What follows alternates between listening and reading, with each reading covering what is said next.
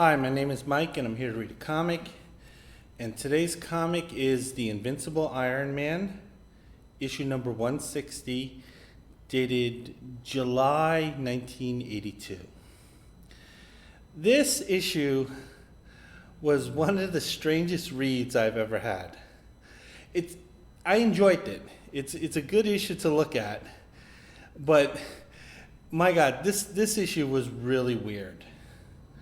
Okay, so I'll start with the cover, because the cover kind of works into what's going on into the interiors indirectly. The cover is by Jim Starlin. It's a pretty good cover. I think at this point Jim Starlin was sort of kind of out the door with Marvel. He had gotten very frustrated with the general comic book line, and I think he was just starting to work on their magazine line. I think he had a lot more freedom there. But nevertheless, he drew this cover. He probably drew it because the main artist in it is Steve Ditko. And Jim Starlin was a huge admirer of Steve Ditko. He largely based his style on Steve Ditko, and you can definitely see it in the art on this cover. The cover really doesn't capture the tone of the story, but I don't think any cover could capture the tone of the story. It is quite a strange book. So we see Iron Man going face to face against a group called the Serpent Squad, and it's made up of 3 members.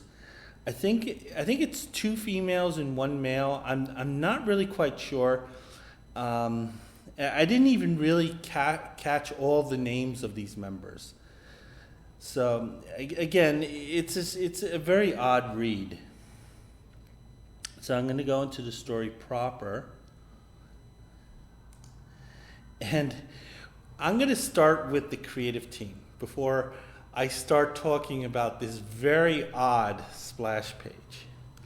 So the issue was written by Denny O'Neil. Denny gives a pretty good story here. It's a little wacky, but nevertheless, I enjoyed it. The penciler is Steve Ditko, and this is his return to Marvel. He was one of the original guys that was with Marvel at the start of the 1960s.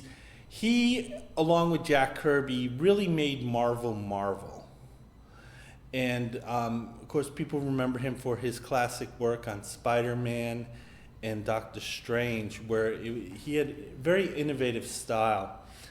When he returned to Marvel, I think like 12 years later, I don't think it was a very happy return. I think a lot of what Ditko wanted to achieve, it never really panned out. He kind of had to go back to an employer that he thought he had walked away from forever.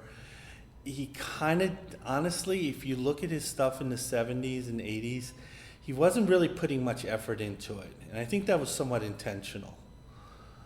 And nevertheless, I do actually have a few good things to say about Ditko's art in this book. One thing are the facial expressions. There's a lot of good emotion in these facial expressions. And the thing is that the facial expressions match what the character should be emoting at the time. So if someone's angry, someone looks angry. When someone is annoyed, they look annoyed. And that was the one thing Ditko did that was really good. And another thing is that he kind of updated his aesthetic. As much as I love his early Spider-Mans and Doctor Stranges, I always felt like I was kind of looking at people from the 1940s. Like, even when he was drawing, quote, teenager Peter Parker and, all his high school classmates, I kind of felt like they were out of the 1940s rather than the 60s. But I will say that Steve Ditko, the characters that he draws, they do look like they're from the early 80s. So, I mean, he did a bad job in terms of his technique, but he did a good job in terms of updating his aesthetic. We see the The inker is Dan Green. Dan Green, I don't know what type of job he did, because on one hand, he did not help Ditko with these pencils. But on the other hand, he might have been constrained in terms of what he can do. So editorial may have told him, listen, don't touch these pencils too much. We made an agreement with Steve that the art is going to appear as he drew it. Or it could have been Dan was looking at the art and he was saying, man, there's nothing I could do to improve this. Because sometimes an inker can provide a great deal of help to the artist. I think, honestly, when I look at Frank Miller's Daredevils, I really think Klaus Janson helped him an awful lot with that art. And at the same time, there was an issue of the X-Men, I think it was issue number 64, where Neil Adams wasn't available to draw that issue. So they had to bring in Don Heck. And Tom Palmer, he moved heaven and earth to make Don Heck art look like Neil Adams. So the inker might have been constrained, or he just did not help. And another, I have to mention Marie Severinsen. She did the splash page. Again, when I start talking about the splash page, it will make sense. Mark Grunwald was the editor. I think this is one of his first assignments.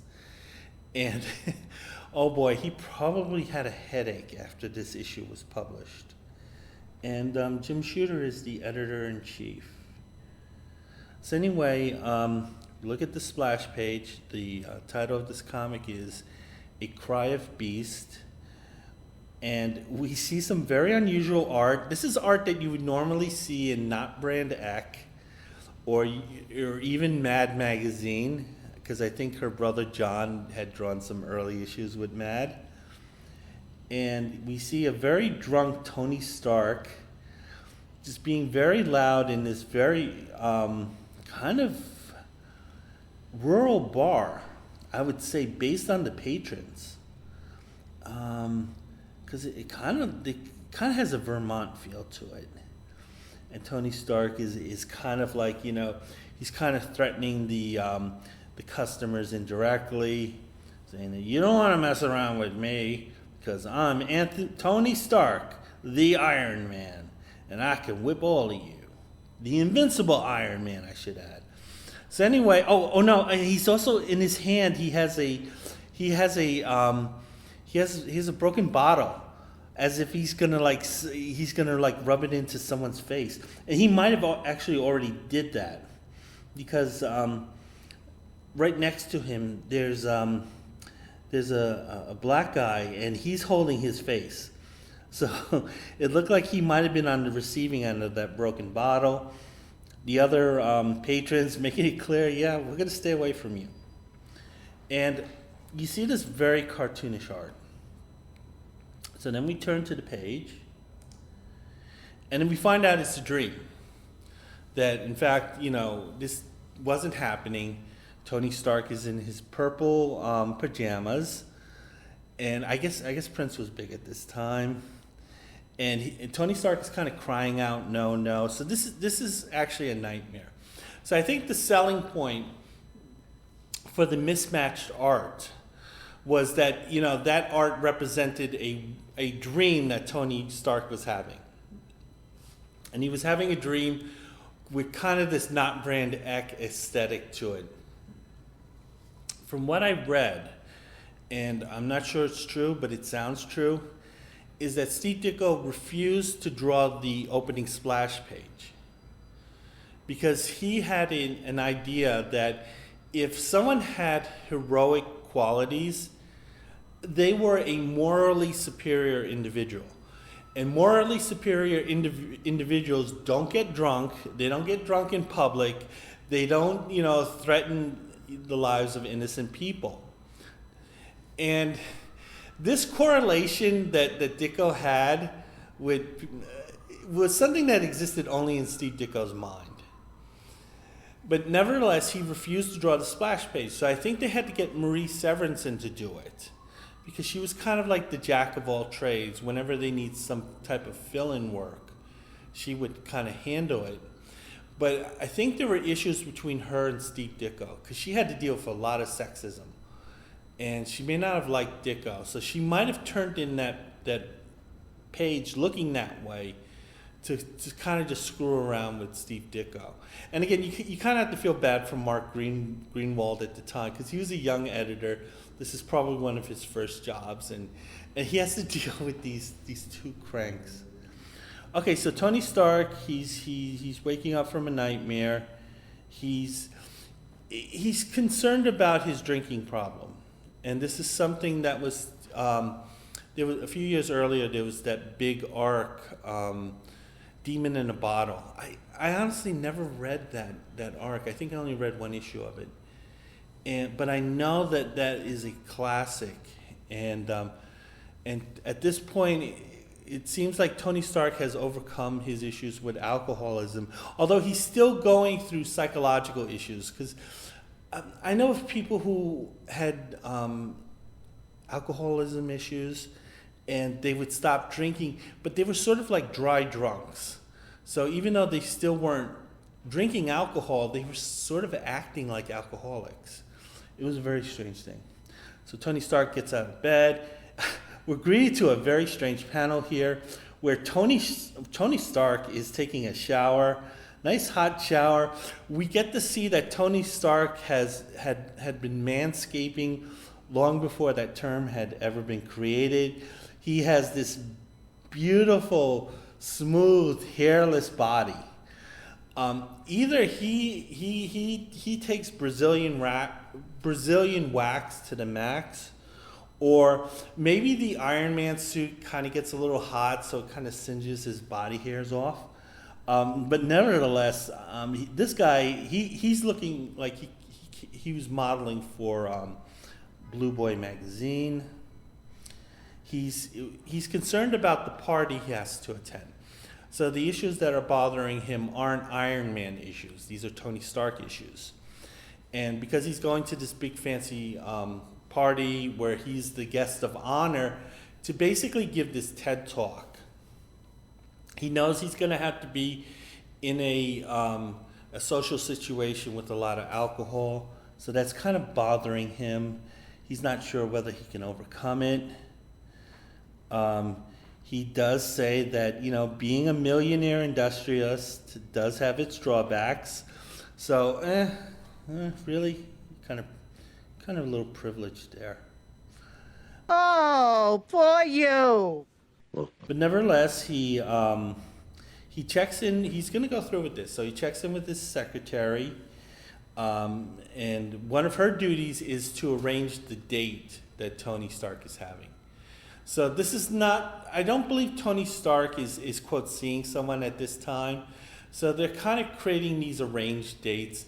This was something that was very popular in Hollywood, where if the studios had a couple of stars that they wanted to highlight, they would sort of arrange a date, and they would appear to be dating as they're going to like movie premieres and stuff like that.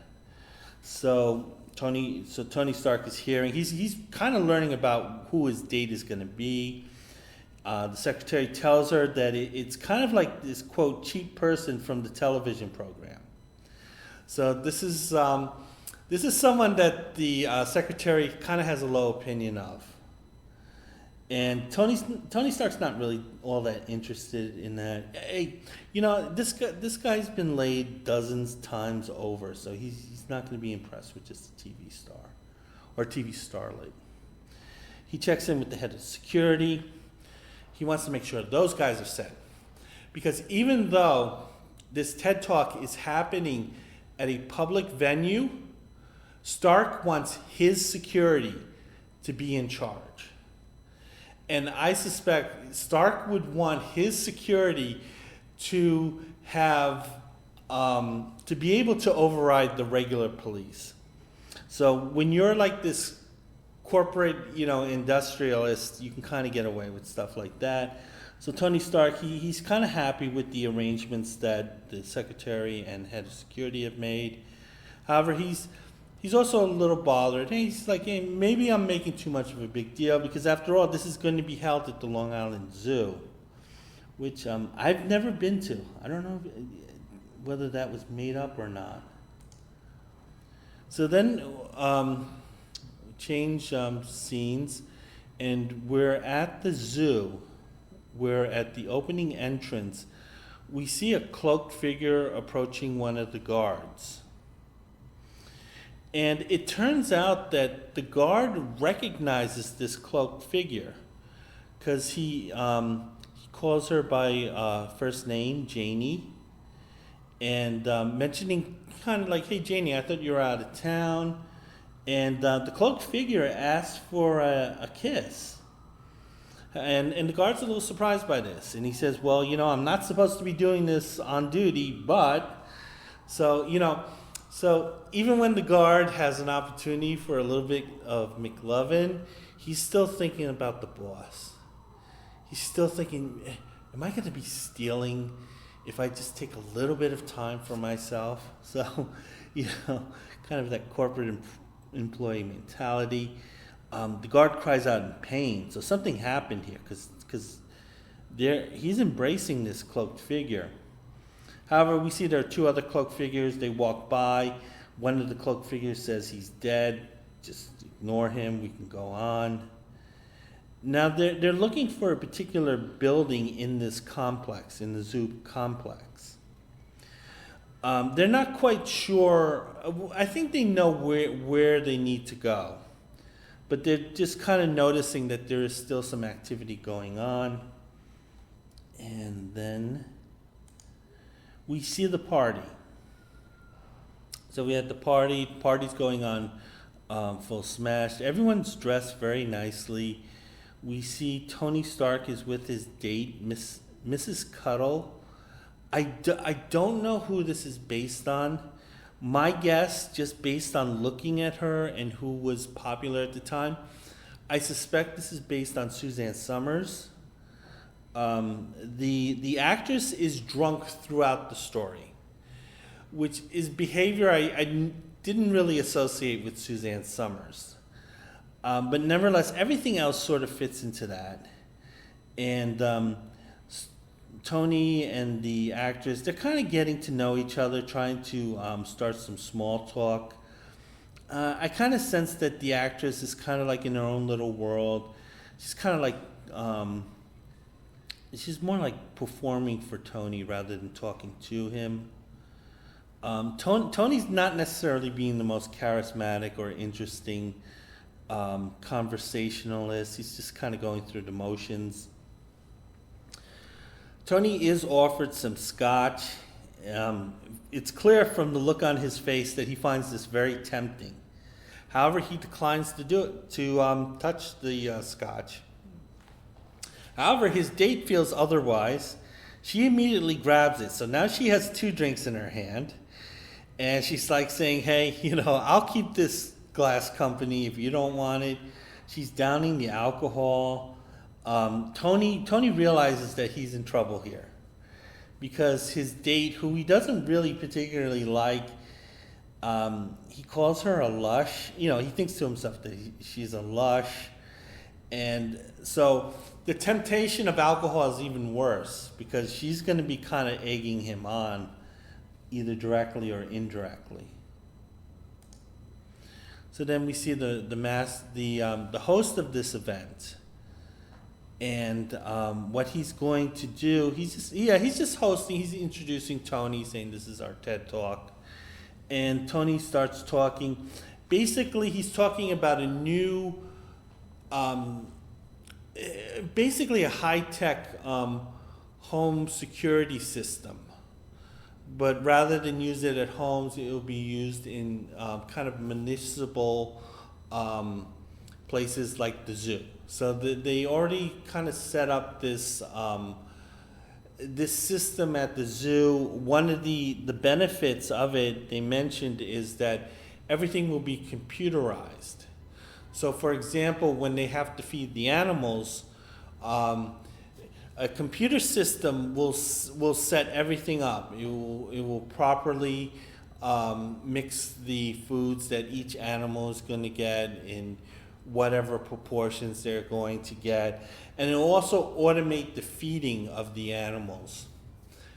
On one hand, this is definitely going to cost some people their jobs at the zoo, but on the other hand, I can imagine this, say, being a relief for some of those zoo employees, particularly the ones who have to like feed the chimpanzees, because chimpanzees are notorious for ripping people's arms off or removing their fingers, kind of like Wookiees, but instead of like doing it when they lose, they'll just do it for the fun of it. However, we're not really given much more information about this system, other than it will put a lot of people on the unemployment line.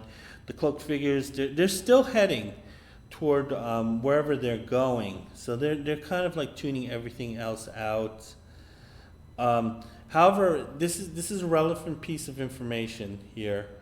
Tony Stark says that the system that they installed in the zoo works perfectly, except they had a little glitch in the control room. So they had to move the original control room to another area, and that kind of cleared up the glitch.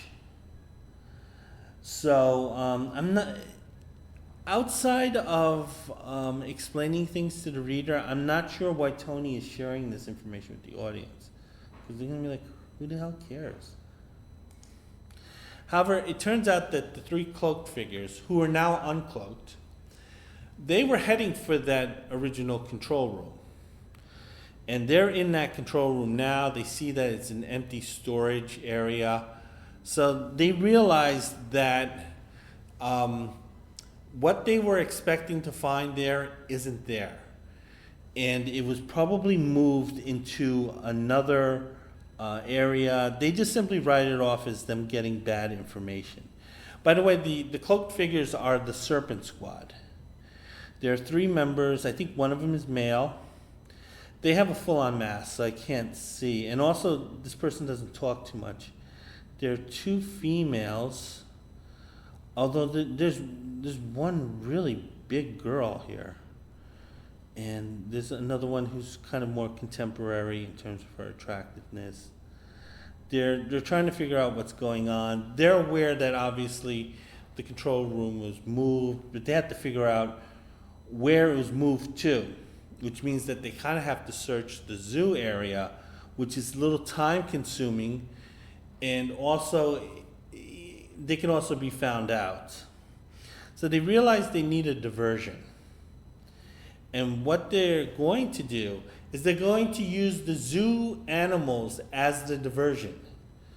So one of the members, who sort of has these kind of like serpent-like limbs, she rips off the cages of some of the zoo exhibits, and she unleashes some of the animals that were occupying those cages. So they're lions, tigers. I think we see a silverback gorilla. We might see a panther there. So nevertheless, these animals are not very well drawn, though, I will say. Nevertheless, they do represent a danger to the people in this universe. Now we get an idea of how cold-blooded this group is.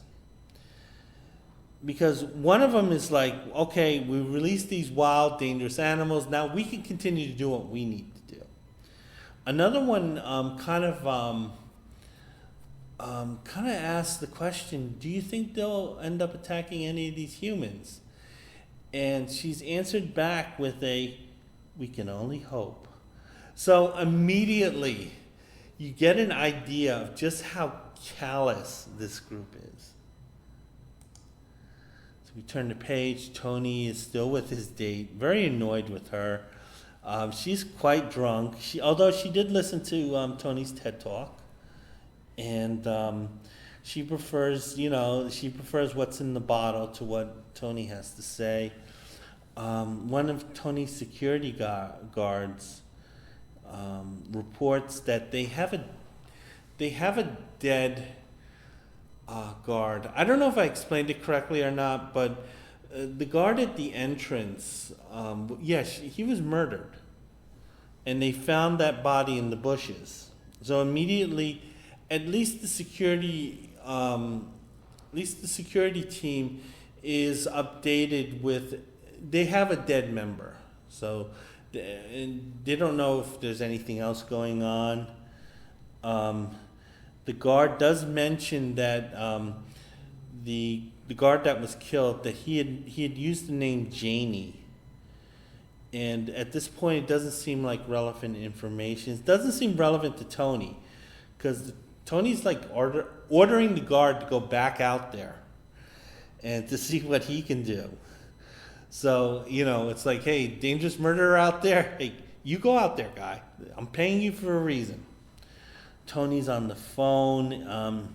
He's calling the head of security, and he wants the zoo in lockdown because he wants to find out what's going on. He's also telling the people that you have an unlimited budget at this point. That's not very helpful. These guys aren't going to go out and buy stuff at this time. And Tony asks to find out who Janie is, because they feel that's a relevant clue. Tony Stark's head of security, he says affirmative. The host of the event, he's concerned, but he's concerned for himself. As he's like saying, hey dude, if that murder has anything to do with you, let us know so I can get the hell out of here. Because right now they don't know whether the guard was murdered or whether the guy had, he passed away during that for natural causes. Sorry, I'm a little buzzed. Tony's being honest. He says he's not really sure. However,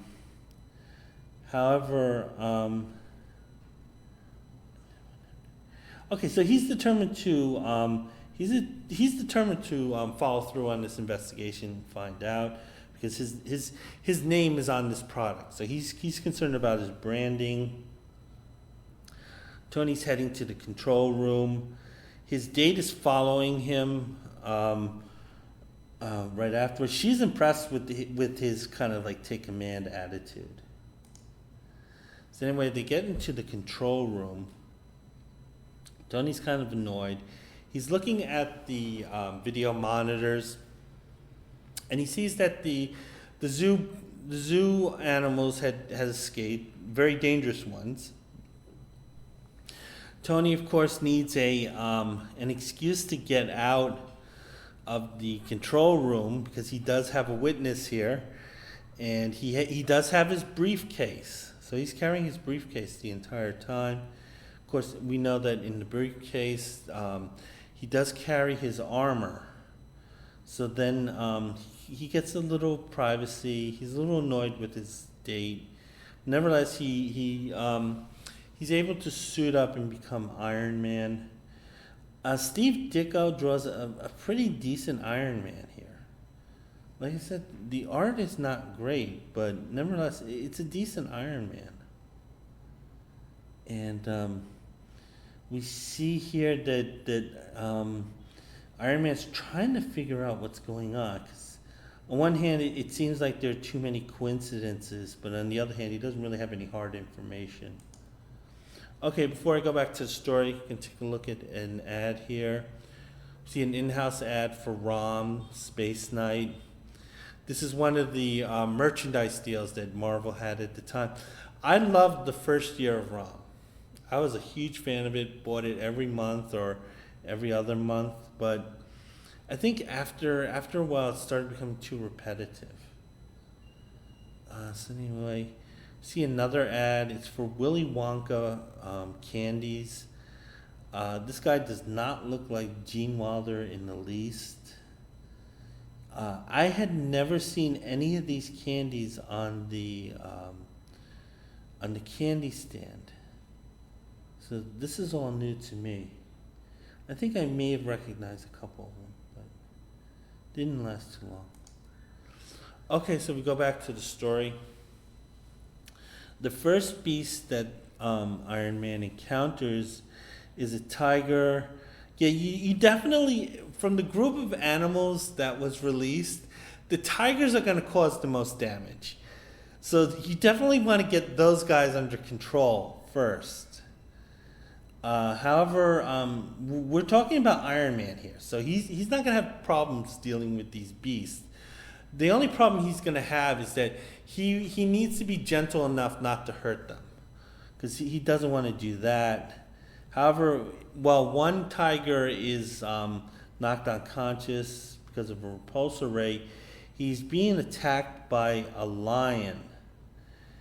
And Iron Man's a little confused. Like, is the lion attacking me, or is he just taking advantage of this, of the unconscious tiger?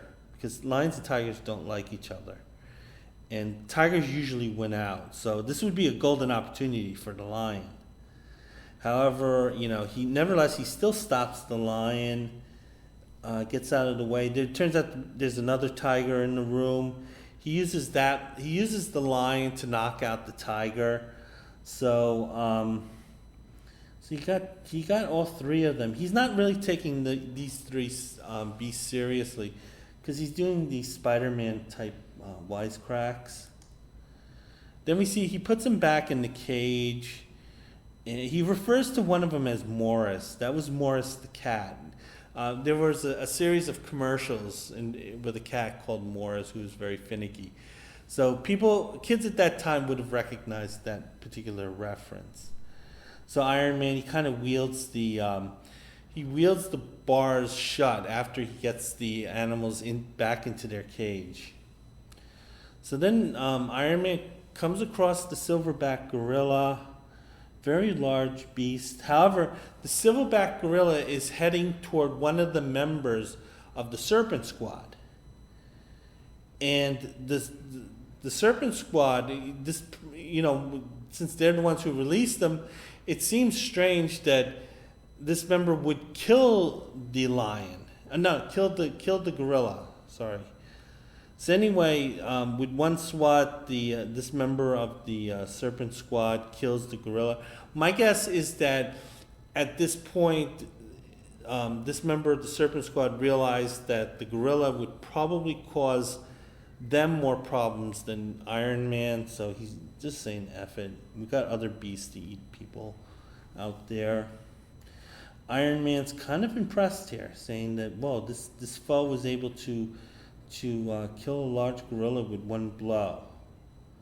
So he realizes that he might get answers from this superpowered individual. He also realizes that he might get a huge headache or worse from them.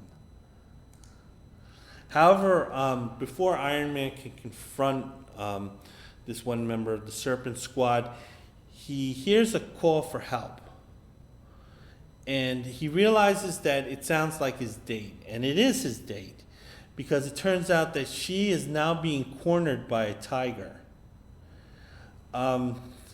Normally, tigers don't like when their prey is looking at them. It kind of bothers them. So in some ways, she's actually kind of doing the right thing, because sometimes tigers will get so freaked out by that they'll leave just because they're kind of thrown off their game. But at the same time, if they're determined to attack someone, it's pretty much over for that person. She's trying to use celebrity privilege.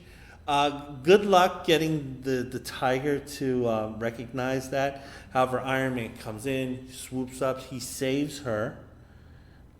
She's enjoying this particular moment, because even though she's drunk, she can kind of turn her emotions on a dime.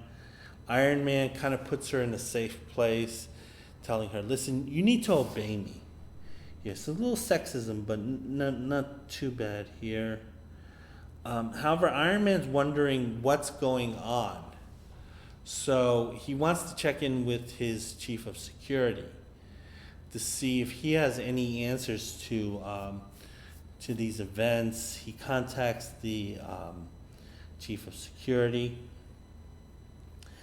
He can confirm a couple of pieces of information for him. One was that Janie was the wife of the dead guard. So when the guard was confronting the cloaked individual, he was actually seeing his wife. So we know that at least one of the members has the ability to sort of create illusions. We also found out, the guard also found out that a rival corporate competitor hired 3 superpowered individuals to basically do some corporate espionage on Stark Industries.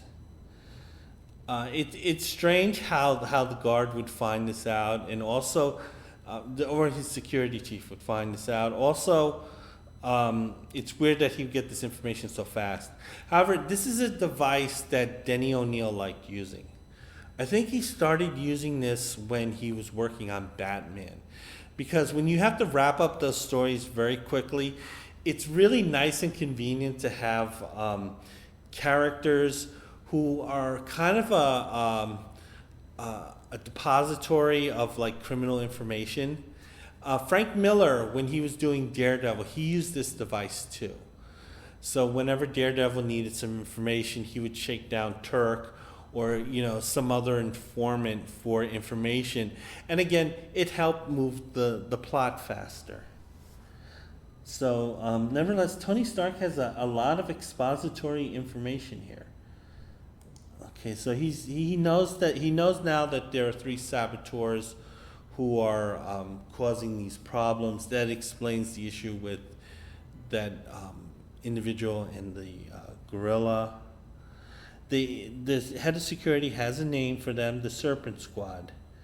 So he knows who he's dealing with. And Tony Stark is telling him, hey, you did a good job there. Thanks for the information. I'll keep in touch. Things are coming into coming into play for Tony. He understands what's going on. Again, they moved the plot along really nicely here. We see we still see that Iron Man still has a problem with his date. His date's still drunk. She's still being difficult. He's ordering her to sort of stay in the control room and don't leave. However, that bottle has no bottom. So she's like, hey, as long as I have a drink in my hand, I will be happy. Iron Man is kind of hoping she passes out. Okay. He wants that on his consciousness. So Tony's he's kind of figuring out what to do at this point. He doesn't really. Yeah, he's concerned about the Serpent Squad at this point. So we see that he encounters 2 of the members of the Serpent Squad. It looks like they found the control room. So obviously, Iron Man, he's gonna keep their eye on them. It turns out one of the members is able to crack the lock pretty easily. I think they mentioned that this member has acidic fingertips, so they would use the fingertips to eat away at the metal bearings of the lock, and then they can just break it off. Tony Stark's date is still drunk here, and again, I mean, nice facial expressions here. She's caught by one of the members of the Serpent Squad. They kind of keep her quiet. The other 2 members head for this control panel, and they found what they were looking for, which is the micro scanner, which I guess is the central processor of this entire system.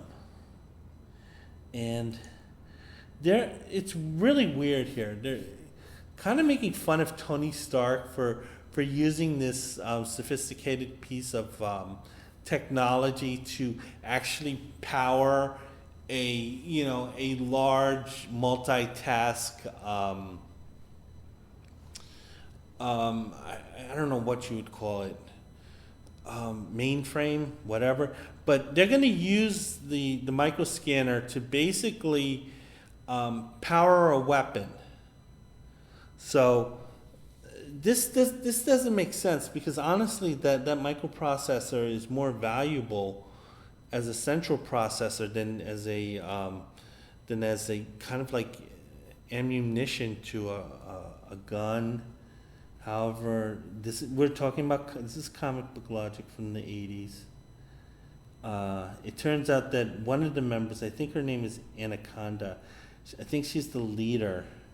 There's nothing particularly interesting about these three, other than their costumes are terrible. So they have the gun. The actress is still causing problems. She's kind of out of it. Anaconda, the leader, says just finish her off and we can go. However, it turns out somebody's heading into the control room, and it turns out to be the host of the event. He hears noise. He doesn't know what's going on. When he enters the room, he realizes that he should not be there. And however, it's a little too late for him to do anything. And then the Anaconda, the leader, uses the weapon that's powered by the microprocessor on the host. So there are consequences. And there are kind of deep consequences here. The host here, he starts to go into convulsions. He's doing this bizarre break dance. I don't know what this is at this point. And the host is dead. And kind of like to kind of throw a little dirt on this guy. Anaconda, thanks him for being a willing guinea pig to see whether, the weapon works or not.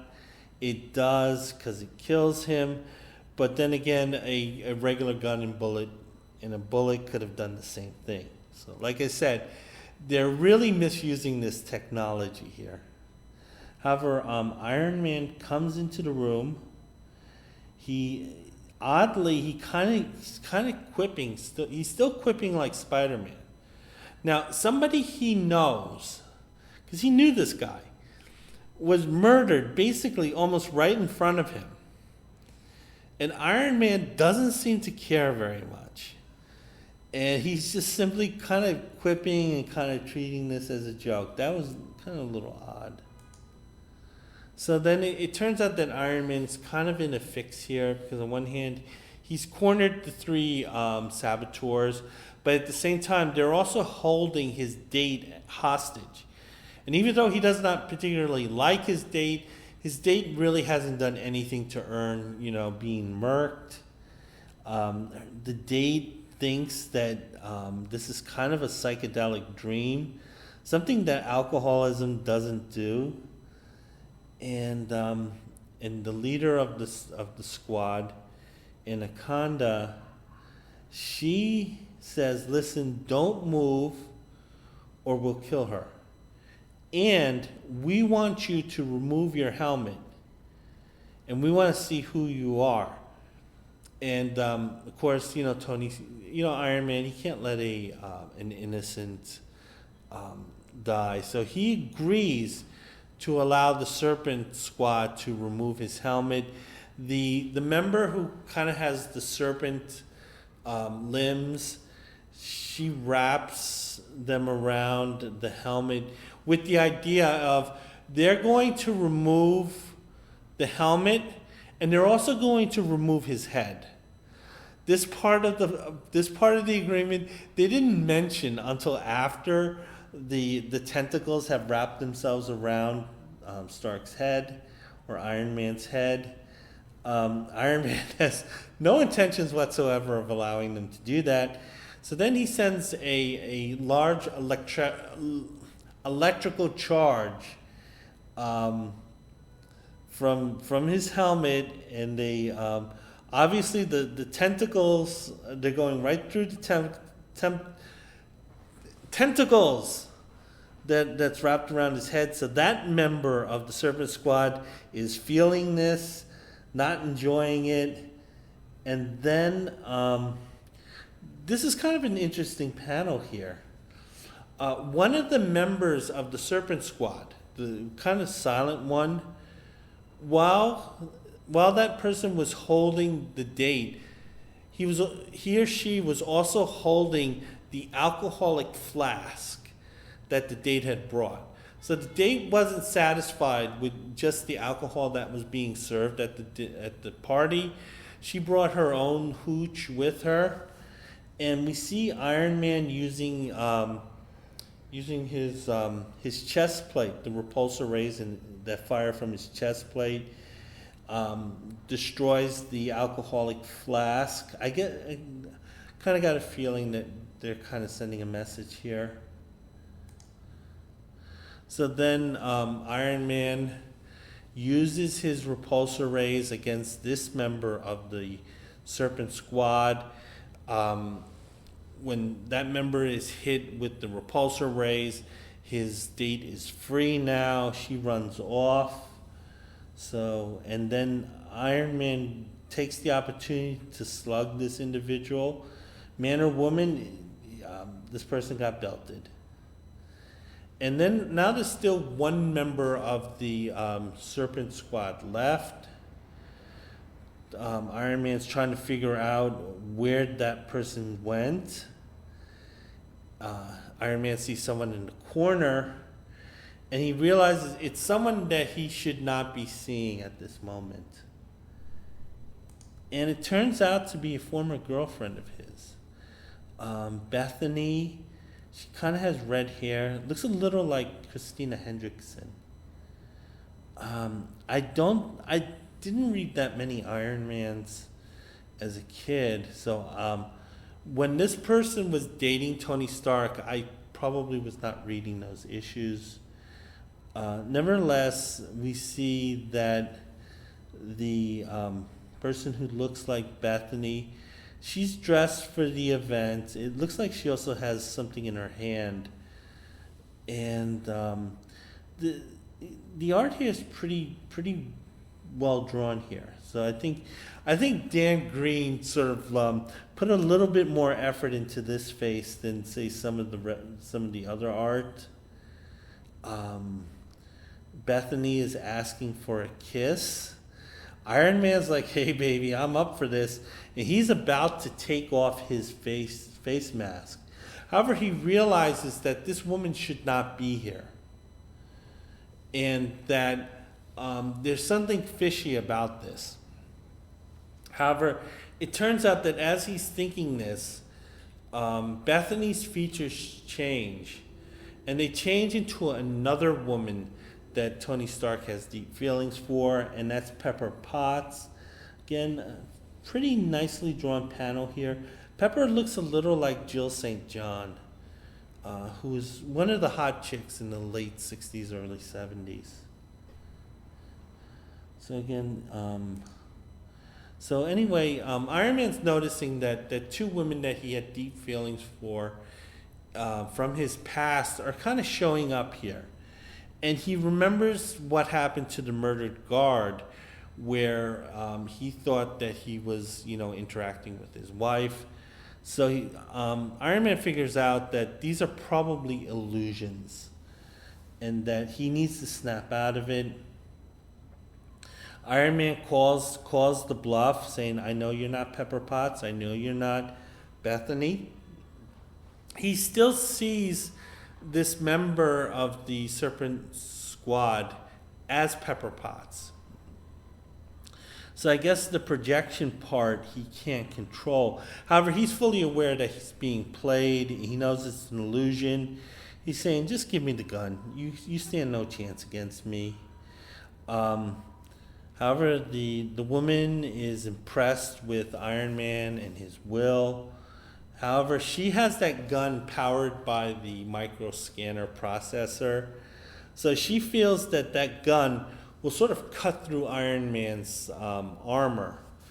So she fires. Turns out the weapon is quite powerful because Iron Man is feeling it. And then he goes through a bunch of these weird gyrations. It almost looks like he's breakdancing. So, however, I guess because of the armor, his human body is withstanding the power blast pretty well. However, Iron Man knows that he needs to get out of this fast. He starts swinging wildly. He eventually ends up belting the last member of the Serpent Squad, Anaconda, who is still appears to look like Pepper Potts to Iron Man. So Iron Man basically belted the first love of his life. She's now Anaconda. She's knocked unconscious. She reverts back to looking like she did before, which is an attractive brunette, but evil as fuck. Tony Stark, Iron Man, he realized he's in kind of bad shape here, because while the beam didn't kill him, boy, he felt it. He goes into the bathroom of all places. It does make sense a little later on, but again, this is something that you normally would not see in a Marvel comic. He realizes that he's hurt. He's hurt badly. And before we go back to the story, I'm going to take a look at the bullpen bulletins. There's really not much going on here. They do have the checklist. Unfortunately, the checklist doesn't contain any synopsis of the comics that are on sale. They just have the title and the issue number. And the thing is, because I wasn't really reading comic books at this time, because I think I was probably like 9th grade, I don't recognize these issues. So I can't really talk about them with any type of authority. There is one little box called the Hype Box. They're talking about the Incredible Hulk. It's an issue written by Bill Mantlo and drawn by Sal Buscema. Those two made a really good team. I remember enjoying those Hulks by those two. And yeah, that's about it. Master of Kung Fu. I was never into Master of Kung Fu because, again, it seemed like he was in his own alternative universe. We see an advertisement for G.I. Joe. I remember this being so popular. I guess there was a cartoon out. Again, I wasn't really watching cartoons at this point in my life. But I was aware of the G.I. Joe comic book and how popular it was. I think it was drawn by Marshall Rogers. And I had seen the art and I realized it was terrible. And I don't understand what happened to him because he had done those absolutely amazing Batman stories. And then he did some really great work with Mr. Miracle. And his artwork was amazing. But then when I saw it in G.I. Joe and later on in the Silver Surfer, I was like, what the hell happened with this guy? And then they're talking about here something with the direct marketing arrangements. This doesn't seem like something that most of the kids would care about. Maybe they have this information for the kind of like the retailers or like the comic book shops. They probably made use of this information. I really don't know very much about their direct marketing. I do know that I think it was something like the comic book stores would get the comics directly from Marvel rather than going through the distributors, or they made an arrangement with the distributors where they would get a huge discount, but the comics were unreturnable. So that kind of let, sometimes if they over ordered on a particular issue, that would cause problems for the comic book companies, for the comic book stores, I should say. They do mention Diamond Comic Distributors. They're still around. I think they're probably the only ones still around from this list. Okay, so we'll go back to the story. Tony Stark is looking in the mirror. He's beaten up pretty badly here. He has two black eyes. So he's not the one black eye. He has two black eyes. He has a split lip. He realizes that although these foes didn't seem particularly powerful in terms of an Iron Man type class of opponent, nevertheless they did put a hurt on him. He's feeling this. He's thinking that maybe Tony Stark should retire. I think the bodyguard, Randy Rhodes, I'm not quite sure. I think he took over being Iron Man for a long while. And Tony Stark, he has the helmet off, and he's looking in the mirror here. He's kind of figuring out what he can do, what's left of his his industrial empire, because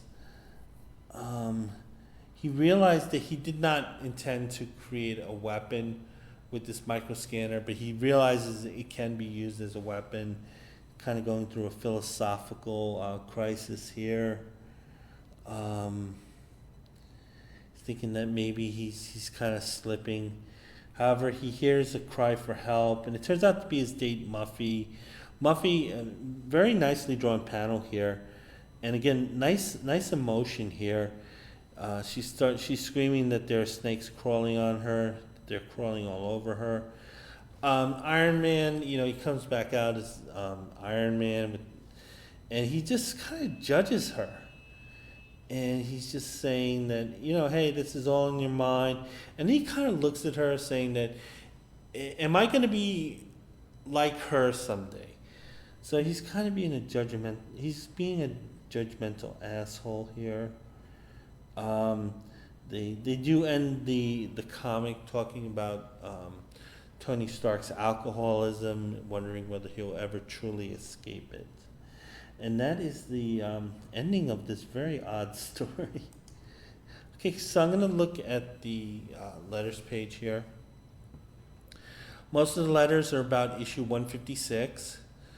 Most of the readers who wrote in, they seem to like the issue. They like the villain, and they like the story.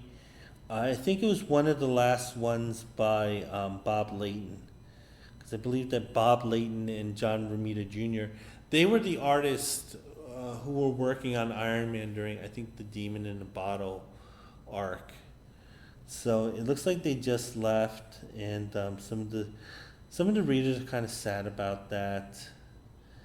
But they're sort of happy with the direction of the comic overall. And there's a little piece from Mark Grunwald saying that he was recently hired to be one of the new editors at Marvel, and that he's going to oversee that a few of these comics and make sure the quality is what Marvel readers expect. This that was certainly a strange issue. So I'm not sure if Mark had that an idea. We see another ad. A couple of them one of them is about the comic book price guide, if you want to order that. Another one is about conventions that are coming up in various cities.